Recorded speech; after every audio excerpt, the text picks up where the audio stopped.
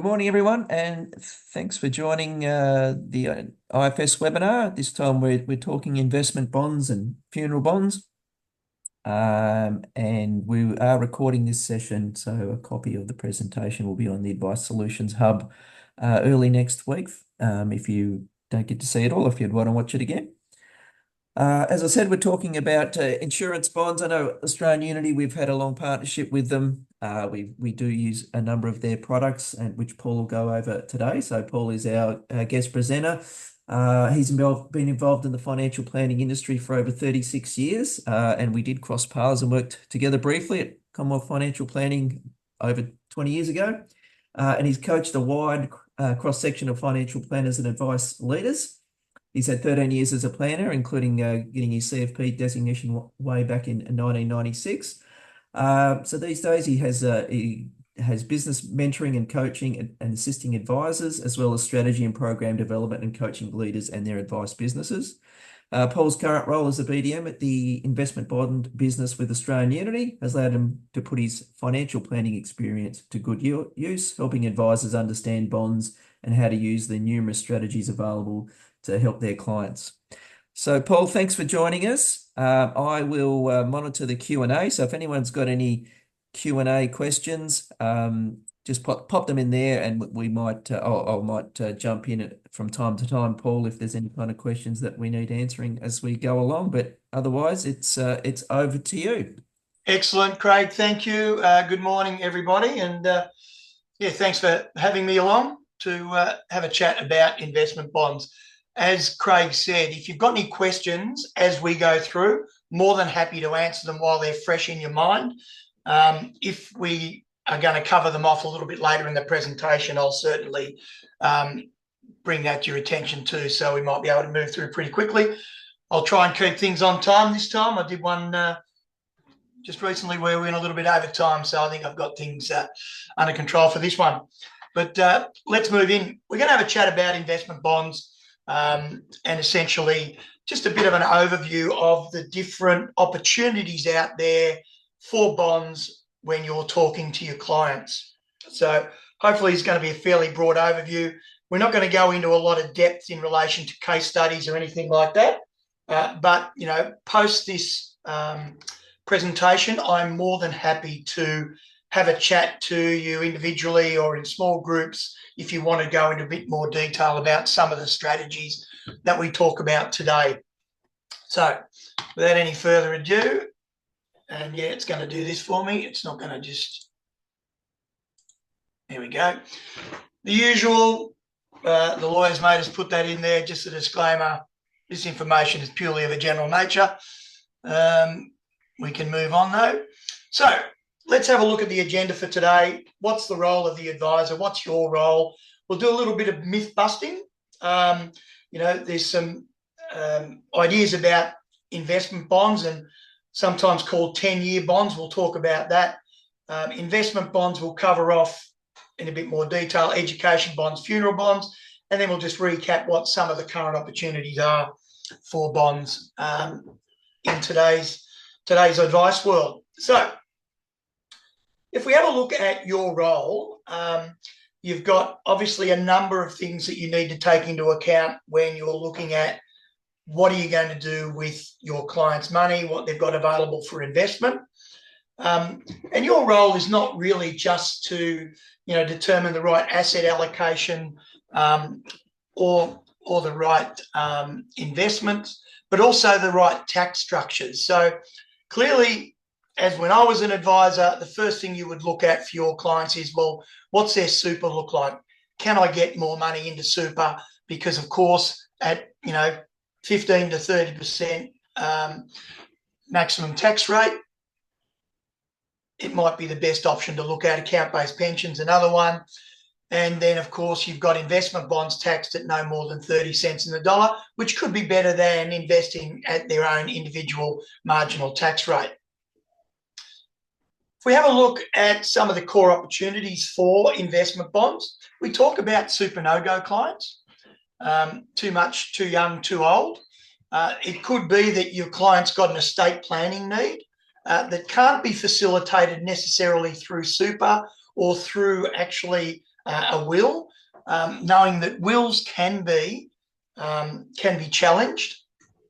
And of course, one of the other opportunities is just minimising their adjusted taxable income. So for clients on 45 cents in the dollar, maybe investing in a bond with a maximum tax rate of 30 cents in the dollar could be an option if you can no longer get them into super. They may have capped out, they may have exceeded their lifetime cap. So investment bonds might become another option for those clients. So investment bonds are capped at maximum 30 cents in the dollar. There's no formal contribution caps and no set investment period. So unlike super as an option, you might look at bonds as a complementary strategy to those clients that really don't want to tie their money up for a long period of time. You know, for a young person coming out of university, going into their first job, 60 is a long way off for them. And they may not want to put all of their disposable income into super or a large portion of it. And they may have a dual strategy where they put some money into super. And of course, they use an investment bond as still a reasonable tax effective option to save towards retirement. But then they're not locked in with that particular investment. When you get to a point, and we talk about this when we talk about super no-go clients. So I've just sort of recap on that. We talk about too young, too old, too much. So too young, again, that university student coming out and going into their first job, really don't want to be putting all their money into super. Bonds could be an option. Too old, you might have some clients who are still looking to invest tax effectively, can't get money into super, but want to use, say, investment bonds to cap their tax rate at 30 cents in the dollar because their personal tax rate might be 45.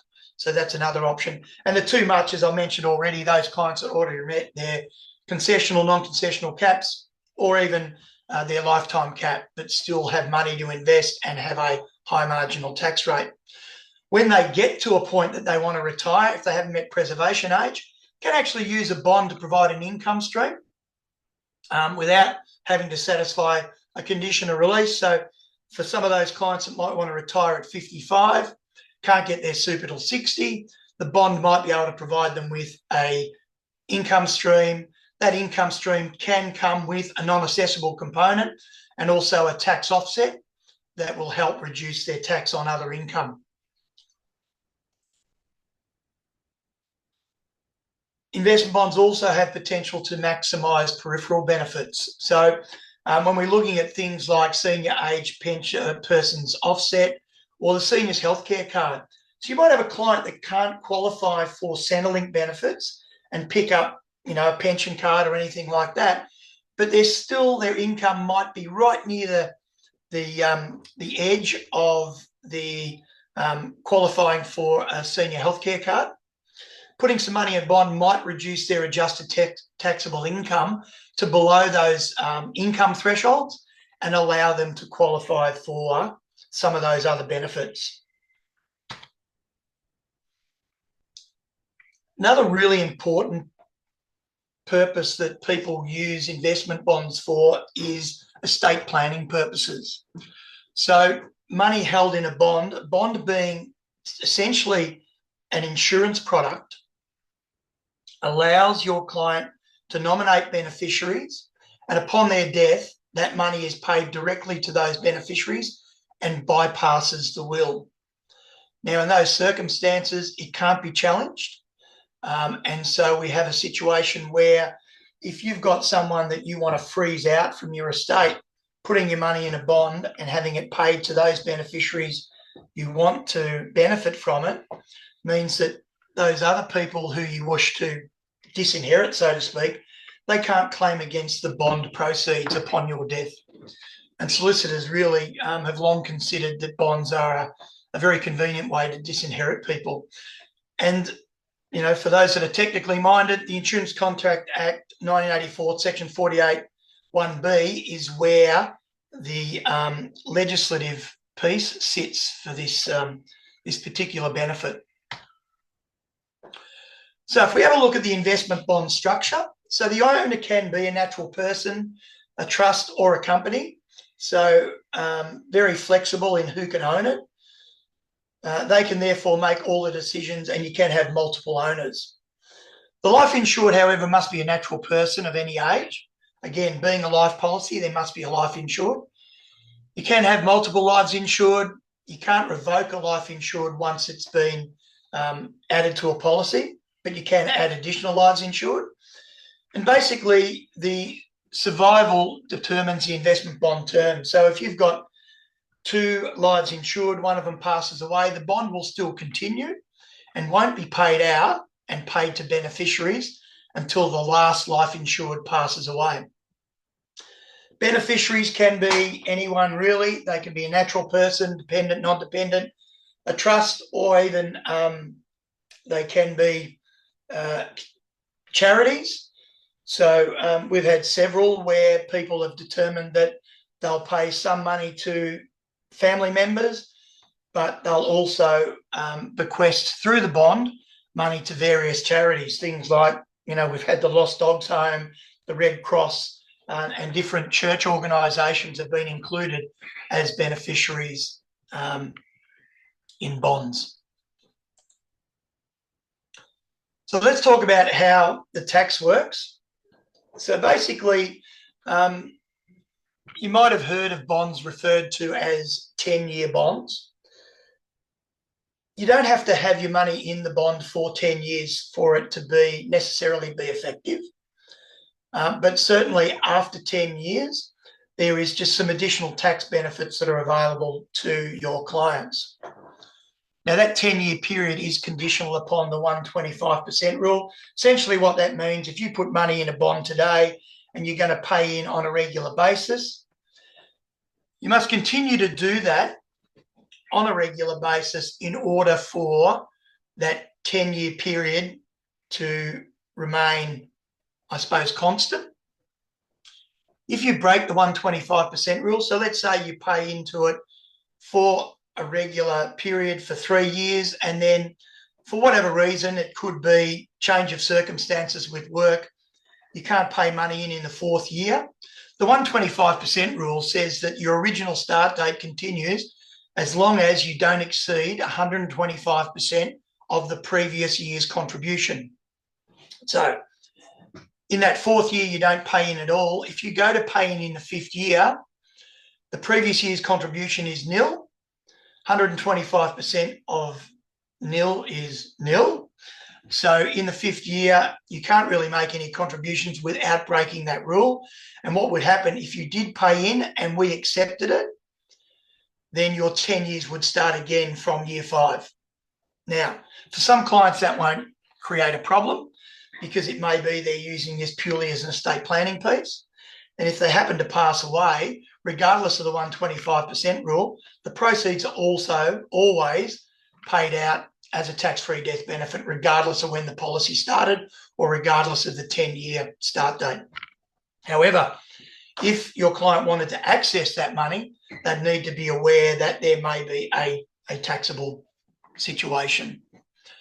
Now, if your client does need to withdraw money out within the first 8 years, all of the earnings that have accumulated at that time would be assessable as part of their income tax in that particular year. However, if their tax position has got to a point where it's less than 30 cents in the dollar, with the 30% offset that's available to them, there's a very good possibility that they still wouldn't have any tax to pay in that situation. In the 9th year, any withdrawals, 2/3 of the earnings are counted, and in the 10th year, it's only 1/3.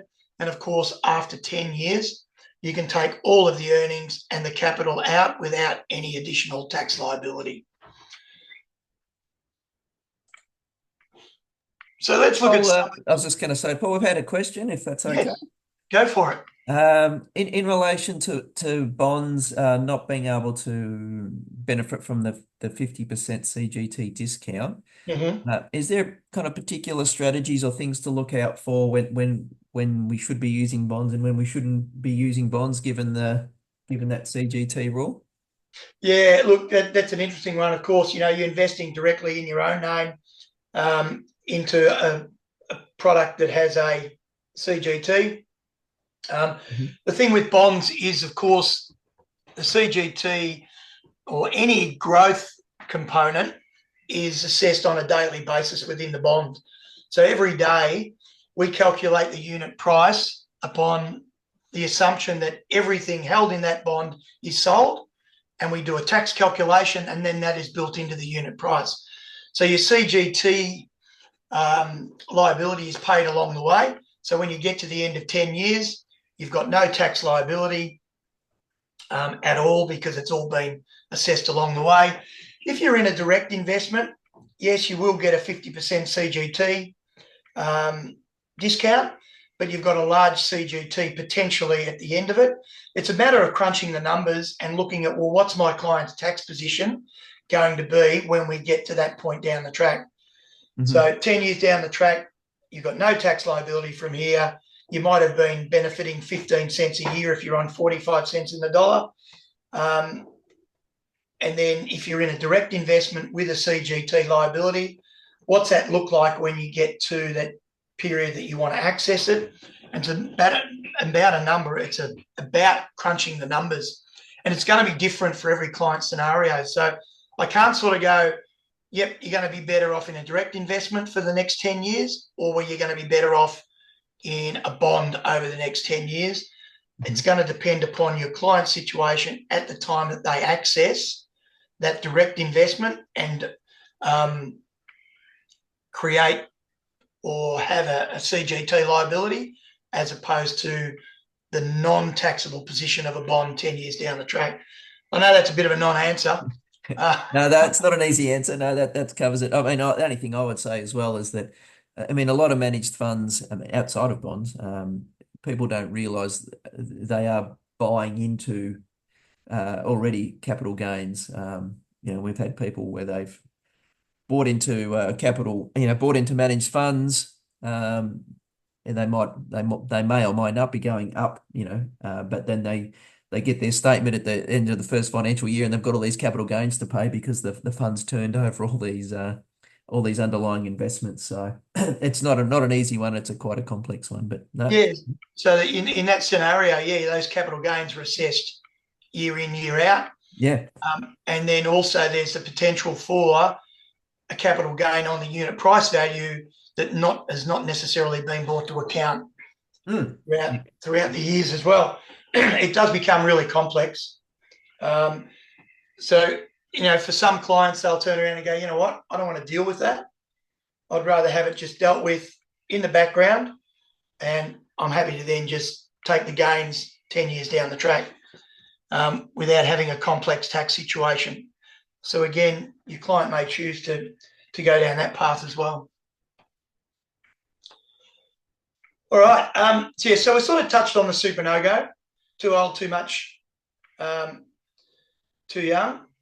We've talked about the tax arbitrage, and that is a situation where your client is on the highest marginal tax rate, and investing in a bond brings their tax rate down to no more than 30 cents in the dollar. Within the bond options, like when your client invests direct, say in an equity fund, we are able to use the imputation credits and various tax credits to reduce the real rate of tax paid within the fund options. So we talk about there being a maximum 30%. You might be in an equity fund and it may only be paying somewhere between 15 and 20 because of the imputation credits that are being received internally, and we only pay tax at that rate, not necessarily at 30 cents in the dollar. The estate planning piece, we'll talk about that in a bit more detail as well. The tax effective income stream, we've talked about that. Managing non-super tax benefits for dependent beneficiaries. That's one that's raised its head in the last 5 years with the removal of anti-detriment. We'll talk about that a little bit further. And there's a number, first home owner deposit scheme, we'll talk about that, education funding and family trusts as well. They're just some of the opportunities that we currently see. So super no-go. Obviously, super should really be the cornerstone of retirement planning. And given that you are part of industry super funds, or that's who you tend to do a lot of work with, obviously that's going to be your focus. Your clients are primarily going to be those clients that are using industry funds to save for their retirement. It's interesting to note, though, that a couple of comments made more recently by various treasurers, but more recently Jim Chalmers, saying that the objective of super is to preserve savings to deliver income for a dignified retirement alongside government support in an equitable and sustainable way. The conversations or the language we're starting to hear from our politicians and from Treasury, it used to be that the SIS Act used to describe super as to provide a benefit in retirement. The language now is being changed ever so slightly, where they're starting now to refer to superannuation being there to provide an income in retirement. So we're sort of reading between the lines and saying, well, when I get to retirement, am I going to be able to take my lump sum, or am I going to need to use that as an income stream? We're starting to see the language change. So what we're saying, or what we're seeing some advisors doing, is, yep, we're going to put the bulk of our money into super because that's going to provide the greatest and most effective benefit in retirement for us. But I need to have some money outside in order to do the things that I want to do. And that might be to buy the caravan, to upgrade the Land Cruiser, or whatever it is you need to tow the caravan. So there is perhaps a school of thought that says we need to diversify a little bit away to allow us to have money available to do those things if we keep seeing super move towards an income stream only type option. So 46% of pre-retirees have no investment outside of their super. So for a very large number of your clients, super is all they have.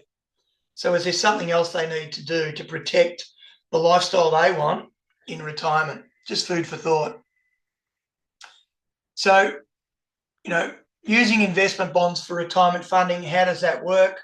Well, of course, investment bonds are not used or not preserved like superannuation.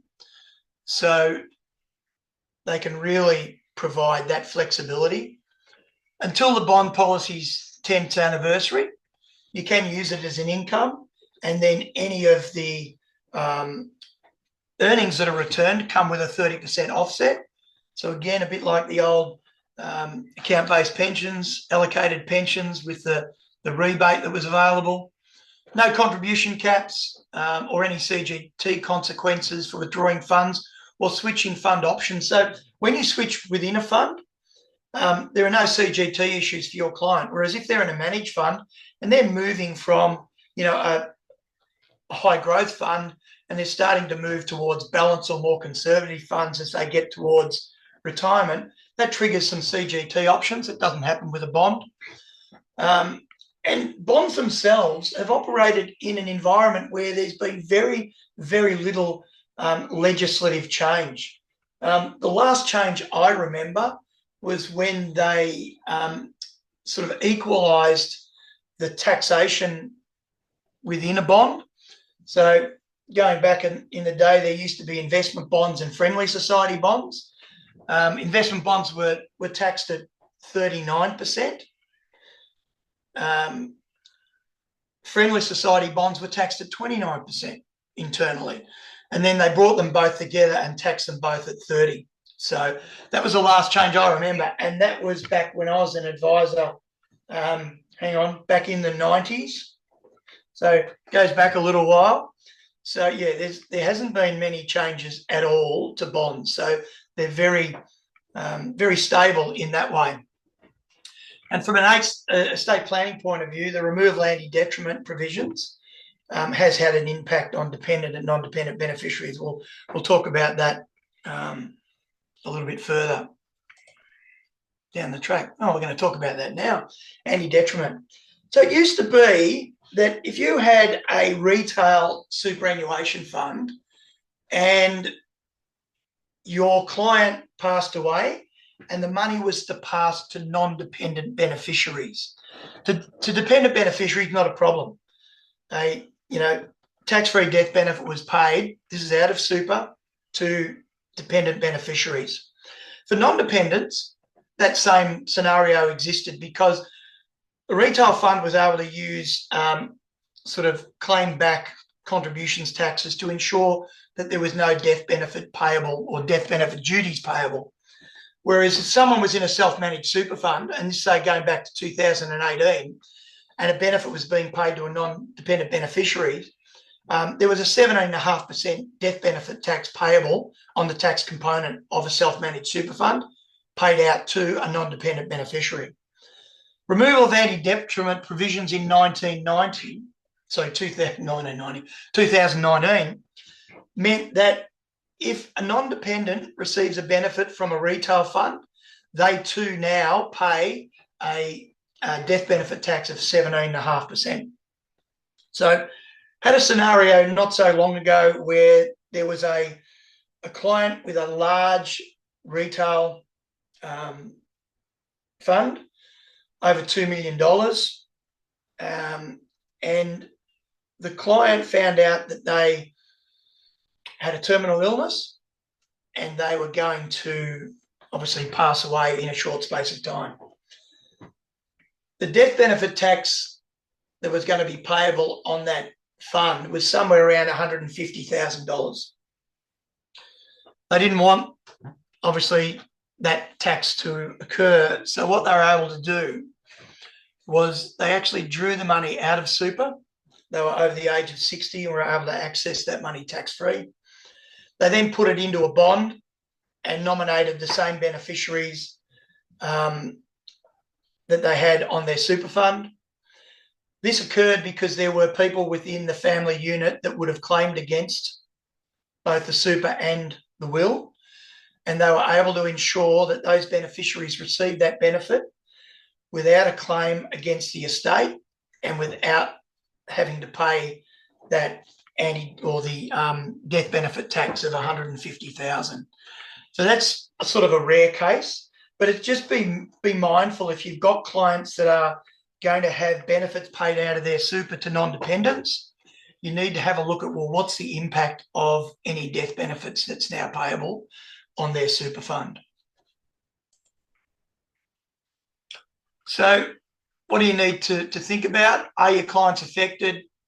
How are your clients affected? Is their money going to non-dependent beneficiaries?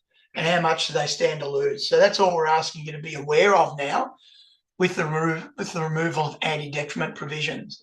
And is a bond an option if there are concerns around the estate planning and whether or not there are people that might make a claim? Because you realise that even though someone might have a binding death beneficiary within super, ultimately the trustee of that super fund still has the final say. So they can turn around and go, oh yeah, there is a binding death beneficiary benefit here, or a beneficiary noted. But if they feel that someone has been left out, the trustee of a super fund, in some cases, can actually override that binding death nomination. That doesn't happen within a bond because the legislation is very clear. So it's something just to think about. So bonds for wealth transfer. Let's have a look at that. We've sort of talked about that. Well, how do we transfer wealth? Well, with superannuation companies, family trusts, or your personal wealth. For super, it's the trustee governing that document, whether there's reversionary beneficiaries or binding death benefit nominations. As I said, though, in some cases, the trustee has that final say, regardless of what your client has put in their beneficiary nomination. For companies, again, the constitution of that company will determine how death benefits are paid out. Family trusts, again, it's a trust deed. And personal wealth, well, it's really going to come down to the ownership. Is it joint tenancy, tenants in common? Is there a testamentary trust? What's in their will determine how we transfer wealth across those different entities. So roughly over 46 billion is transferred annually between individuals that pass away and their beneficiaries. If you've got scenarios where your clients are concerned about someone making a claim against their will, then this is where bonds can come in. We talked about this earlier. The Insurance Contract Act of 1984, Section 48A(1)(b), which states the third-party beneficiary, if the third-party beneficiary is not the life insured, any money paid to the third-party beneficiary under the contract does not form part of the estate of the life insured. So that allows monies held within a bond to transfer to the beneficiary without being part of the estate, and as a result, they can't be claimed against as part of that estate. Hopefully that's clear enough. No more questions, Craig? No more questions in that. Yeah, I think that was pretty clear. Thank you. Yep, sweet. So simple wealth transfer, obviously using bonds. It's a tax-free death benefit to any beneficiary. As we talked about, non-estate asset, it bypasses will and probate. So when a benefit is paid out of an investment bond, we don't have to wait for probate. So if your client has a really large estate that includes property, direct equities, company assets, all those sorts of things, the estate can be tied up for quite some time if it has to go through probate. So having money in an investment bond means that it doesn't have to wait for probate to be issued, which can take, in some cases, a long, long time for us to actually pay out to the beneficiaries. So it's a really quick and easy sort of asset transfer in this particular case. It's non-contestable across most states, except in New South Wales, where under the Family Provision Act, and there's a 3-year notional estate provision. So if your client is in New South Wales and the benefit or the fund has been in place for less than 3 years, there can be a claim in that particular case because of this provision, but only applies in New South Wales. And of course, it allows your client to provide a legacy when we're talking about using the beneficiary features of a bond. So there's also a couple of estate planning features within our bonds that could be a benefit to your client. Some clients will use a testamentary trust, but that can be quite expensive, running through a lawyer, the ongoing administration of that testamentary trust can be a worry. We have what's in our bond called Wealth Preserver. It certainly helps provide certainty and control for your client.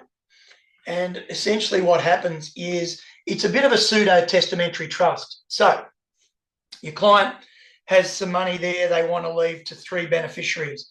One beneficiary is really good with money. They're comfortable that they can receive a benefit and they'll do the right thing.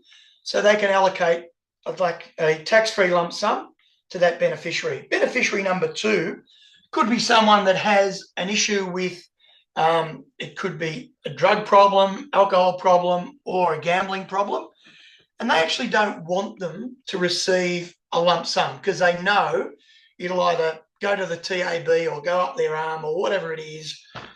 So what they can do with Wealth Preserver is set up a regular income stream to be paid to that person. Yeah, it still might go in the same way, but at least it's done over a period of time. So we can set up basically an income stream out of their benefit that is paid to them on a regular basis based on, say, the account balance. It could be a fixed amount paid until that money runs out, or it could be a percentage of the of the balance of the bond paid to that individual. And the third one could be a minor, and they say they may not want them to get that money until they're 25. So what we do is we will hold on to that money in a bond in the name of that minor. And then once they reach the age of 25, they will have the ability to access the lump sum that was left to them. So using Wealth Preserver, it becomes a little bit of a pseudo-testamentary trust where your client can determine who gets a benefit, how they get it, and when they get it once they have passed away. So that's the Wealth Preserver option, kicks in upon the death of your client. The other option, well, this is, I suppose, some of the benefits, jumping the gun a bit there. So your client has control up until the time that they die. They can change the beneficiary. They can change the instructions that they have in place at any time up until their death. Once they die, though, the instructions that they've given us are locked in. And so, you know, the lump sum, that's fine. The deferred payment to the minor, that will just be locked in until that time happens. And then the regular income stream to that person with the issue of dependency, that will be locked in as well for the remainder of that bond. So the other option we've got is within the bond is what's called future wealth transfer. You may be familiar with a child bond or what's called a vesting policy. A lot of grandparents use these where they put a bit of money aside for a grandchild, and they determine that that grandchild can receive that money anywhere between the age of 16 and 25, right? But beyond 25, you can't use a child bond. So future wealth transfer actually fills that gap. So if you've got a client that says, look, I want to give some money to a beneficiary, it could be a child, it could be a family member, it could be a grandchild, but I don't want them to get it till they're 30. So this is where future wealth transfer comes in. It automatically allows transfer of ownership of a bond to go to someone else at a set period in time, whether your client is alive or not. So this will happen if your client's alive. They want that money to transfer at age 30. Future wealth transfer allows that to happen. If your client happens to die before that transfer occurs, then what we have in the background after that is the wealth preserve that we just talked about before, where we'll hold on to it until they reach 30 and then transfer it. So the two do work hand in hand. But Paul, we do have a question there. So can a power of attorney, can they make changes right up until someone's point of death? Yes, they can.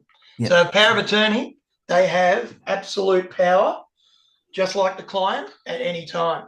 Mm-hmm. So we don't put any restrictions on the power of attorney. The power of attorney was put in place to act on behalf of an individual, and by law, they're able to make changes to that bond. So yeah, if a client sets something up, and don't worry, we've had this before, and whether you think it's ethical or not, we did have a bond that was set up. There were 3 beneficiaries.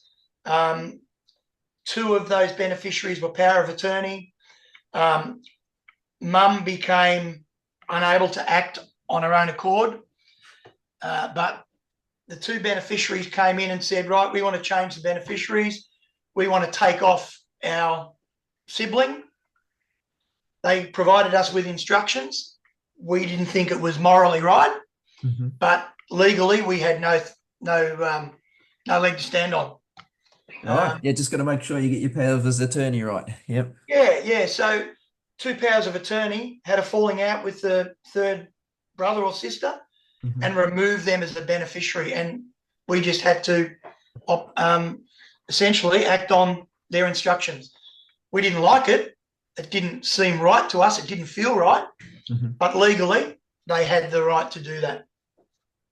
Yeah. Okay. Next, we talked about opportunity 3, investment bonds and adjusted taxable income or tax arbitrage. And that's simply, you're investing in a bond at a tax rate of no more than 30 cents in the dollar. If you're on 45 cents in the dollar, obviously you've got a 15% tax benefit each year in the bond, as opposed to investing in your own personal name.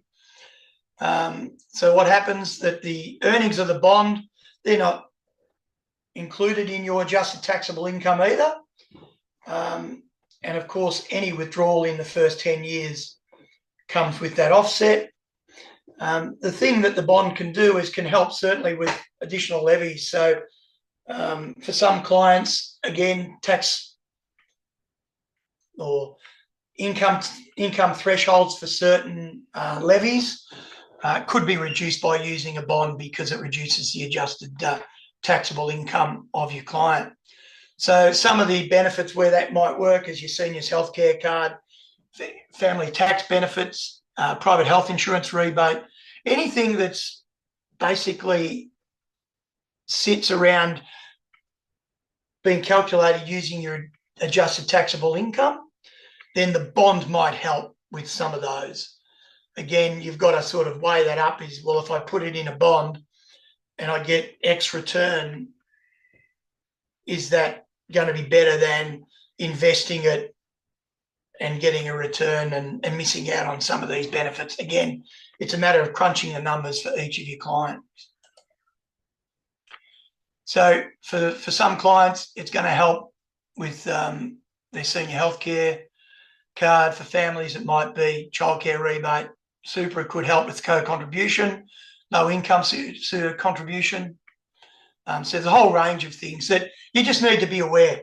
Can a bond help in this case, or am I going to be better off still just having it either in super in some way or in a direct investment? Again, you've got to crunch the numbers for your client. Education funding, we'll move on to that. Opportunity 4.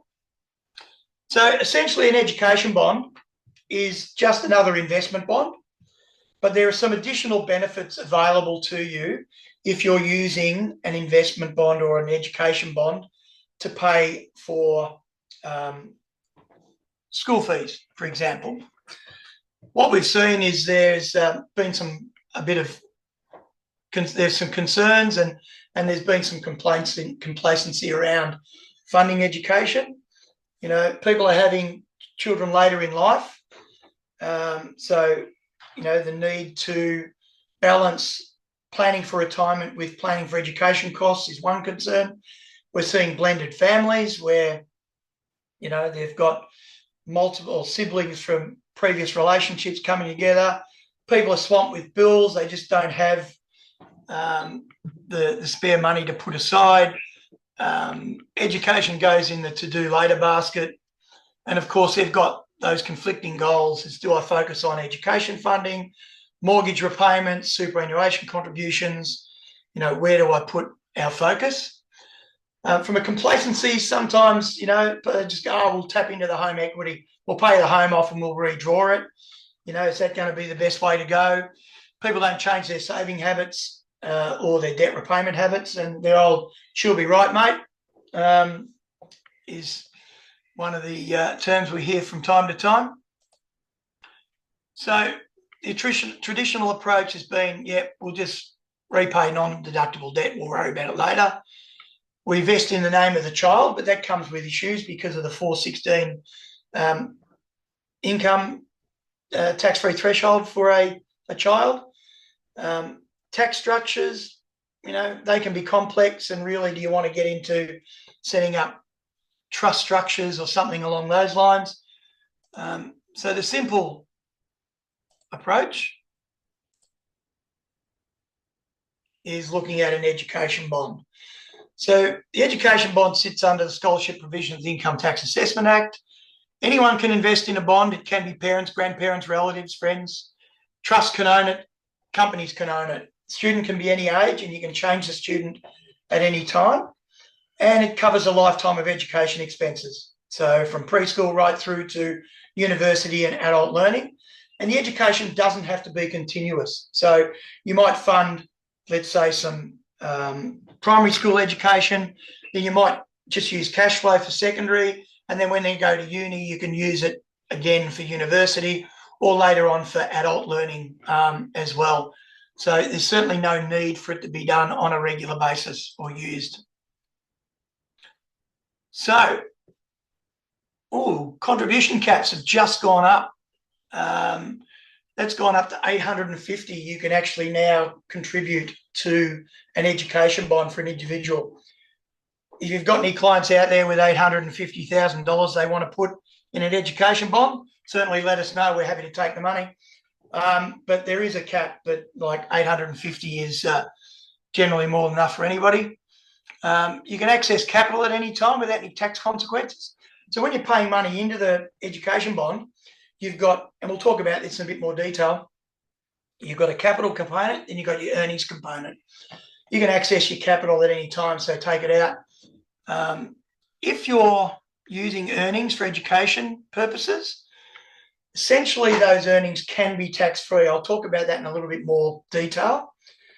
The 125% rule doesn't necessarily apply if you're using the bond purely for education. However, if down the track you use it for non-education purposes, you need to be mindful of the 125% rule that applies to investment bonds. So there are special tax advantages. So again, like an investment bond, what's earning or what's growing in the bond doesn't get added to your client's taxable income. Withdrawals do come with an education tax benefit. We'll cover that off in detail shortly. And tax-free withdrawal invested contributions, you can get those money back. Easy claim facility, when you want to claim, simple form, provide us with a tax invoice relevant to the education expense, and then we will pay the benefit into your bank account. You can start off with a lump sum, you can have regular savings, and you can make contributions at any time. Again, for non-education purposes, you just need to be mindful of the 125% rule. So how does the tax work? So this is the flow chart that sits in our PDS and in some of our other literature. And you look at that and you go, yeah, that's good. Tell me more. So here's one I prepared earlier. This is just a graphical representation of how the tax position works. So let's look at the structure of the bond at the moment. So you have your contributions account, which is obviously money that your client pays in, whether it's a lump sum or regular contributions. That money gets accumulated in the contributions account.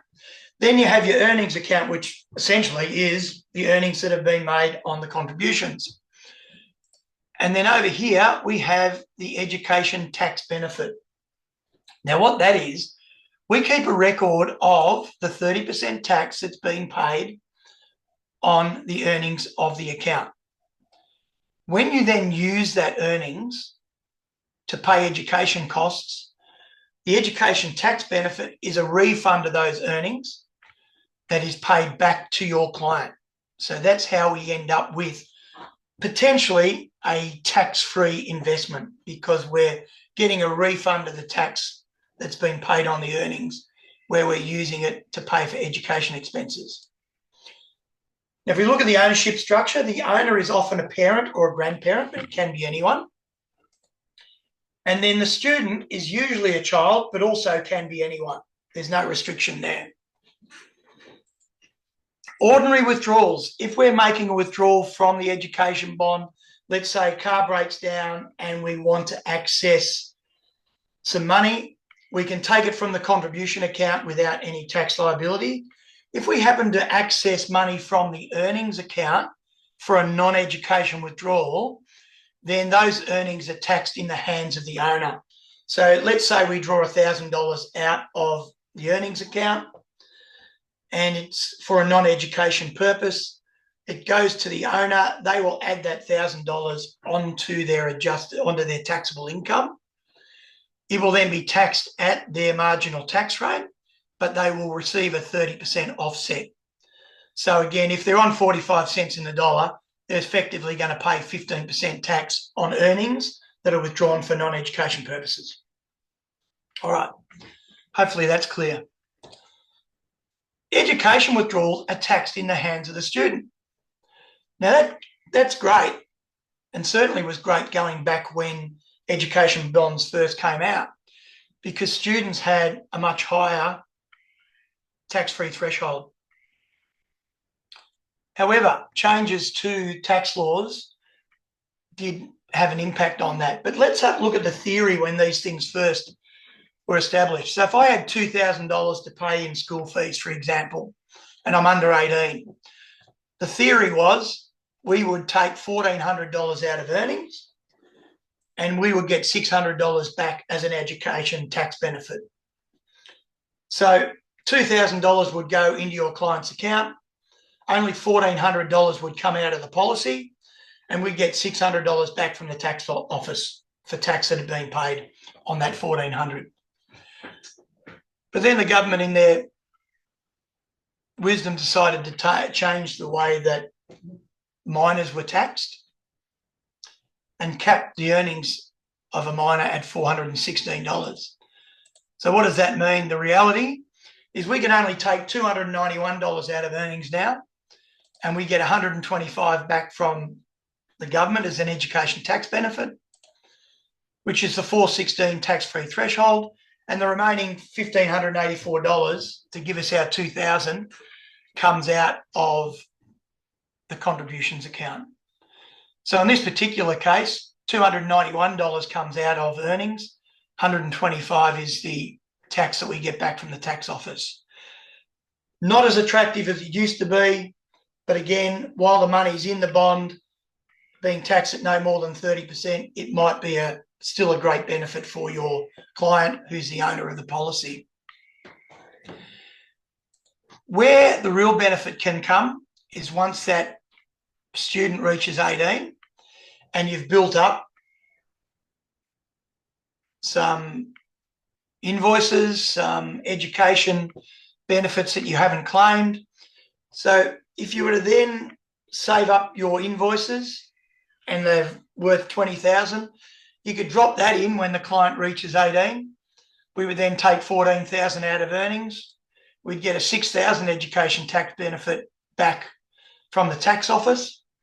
And so you've got a significant benefit there, $20,000 into your client's account, but only $14,000 out of the earnings account, assuming, of course, that earnings have built up over a period of time. So that's the sort of graphical representation of how an education bond works. Certainly, greatest benefit comes once the child reaches 18, and certainly for education costs through university and that type of thing. We got any just questions on that, Craig? No questions at the moment, but I mean, obviously that it's a lot of benefits there for particular clients, but some people might be a little bit confused still. So you obviously can help work with the advisors if they've got particular clients that need assistance. Absolutely. Yep. No problem. So what can be claimed? Tuition fees. So, your standard school fees is fine.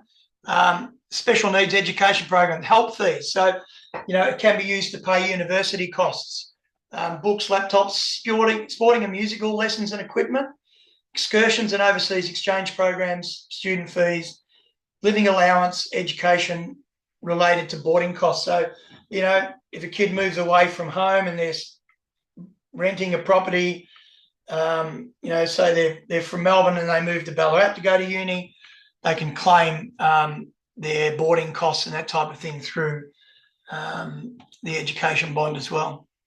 Actually, we do have a question, Paul. Just to clarify, when you said saving up the invoices, and for when they're 18, does the education expenses need not occur the same year it's claimed out of the bond, or how does that work? How do you save up the invoices? Great question. I usually cover that off.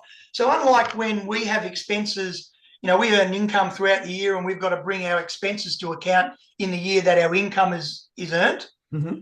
It's not the case with education claims. So you can claim education costs at any time in the future. Right. So if we start a bond today, I can and I decide I'm going to pay my expenses or education costs out of cash flow and hold on to my invoices, I can claim them 2, 3, 4, 5 years down the track. Wow. There is no limit to when you can claim education expenses through an education bond. So great question. Yep, and obviously great flexibility with that. So that's great. And the final one we'll cover off on is funeral bonds. I know quite a few of you have used funeral bonds through us before.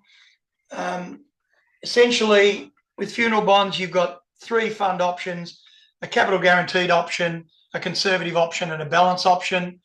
The capital guaranteed option just has a $1 unit price and declares bonuses. The other 2 options are unit based, so market linked. So the value of those will move up and down depending upon the expected life of your client, whether you use a conservative or balanced option. Think about a funeral bond. Once you're in a funeral bond, that is it. They're non-transferable, so you can't move them from one funeral bond to another. The condition of release is you have to die. Pretty simple, straightforward. But yeah, that's the funeral bond world in a nutshell. And I think a lot of our planners, Paul, they to maximize the cap or the Centrelink benefits, even if they're a couple, they'll take one each just to make sure that they can both use the whatever the cap is 13 or 14,000. Yeah, up to 15.5 now. 15.5. There you go. You can put into a funeral bond, and it's not assessed under the income and assets test for Centrelink. And as a result, for some clients, mainly the asset test can provide a significant benefit for them. Last time I looked for an individual, it worked out about $34 a week in additional benefits by putting $15,000 into a funeral bond if the asset test was your problem. So, they're therefore putting money aside. When it comes to their death, if they've got an invoice from the funeral parlour, we will pay that invoice, and anything over and above that's left in the bond is then paid to the estate. So it's pretty straightforward. All right. So I've just covered off on that. So if we have a recap of the different opportunities, you've got your super no-go, too much, too young, too old, your tax arbitrage, capping your tax rate within the bond at 30 as opposed to, say, personal tax rate of 45, estate planning, all the different functionalities are available there to ensure that benefits are paid to the clients or the people that your client wants them paid to. The income stream opportunity, again, death benefits, looking at that, education funding, and some of those options there. We're getting close. So who are your clients? Your clients are really, any of these clients may or may not fit into the category where a bond could help. If you've got to look at alternative strategies when you're giving advice, have a look at the bond as an option. Can it work for my client? It could be an alternative strategy that compliance is looking for. You could write that into your SOAs as something you looked at, and every now and then you might have one that pop up and says, oh, actually, yeah, bond might work for this client in this scenario. So worth looking at as part of your alternative strategy process as well. We do have an advisor portal. So within the advisor portal, you've got access to forms, calculators, and also the ability to transact your applications online. So you can apply for all of our investment options online through the portal. You can look at what clients you've got at the moment. What else? There's strategy papers in there that talk to things like, bonds in trusts, education funding. So there's certainly a raft of resources available to you in that scenario. And this is our team, national team. Myself looks after Vic Tas, Cole looks after New South Wales ACT. You got Andrew O'Sullivan, Sully in Queensland, and Des in WA, Northern Territory.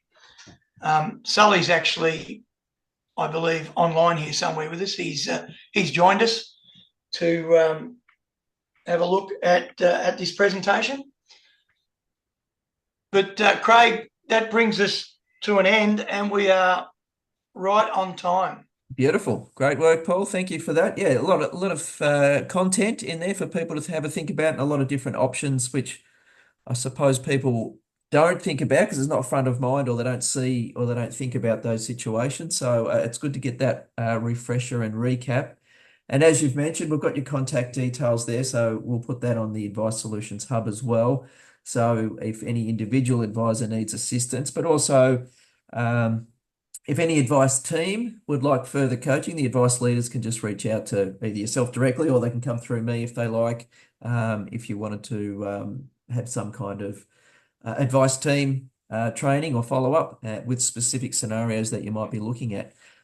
So thanks very much, Paul. Thanks for taking the time and going through that with us. I know we've had a long association with Australian Unity, and yeah, it's been great. Don't forget, we also, and I didn't mention this, you guys get a discount on the administration fee as well. So standard admin fee on the investment bonds 0.6, you guys get 0.4, which makes it very competitive. And on the education bond, instead of 0.7, it's 0.5. So there's a 0.2 discount applied to industry funds advisors. So I think that's something that we brokered quite a while ago, Craig. Yep. Yeah, so very, very competitive pricing on top of all those other options as well. Yeah. All right. Thanks for your time. Great. Thanks, Paul, and thanks everyone for joining us. A copy of this presentation will be on Ash on Monday. Thank you. No worries.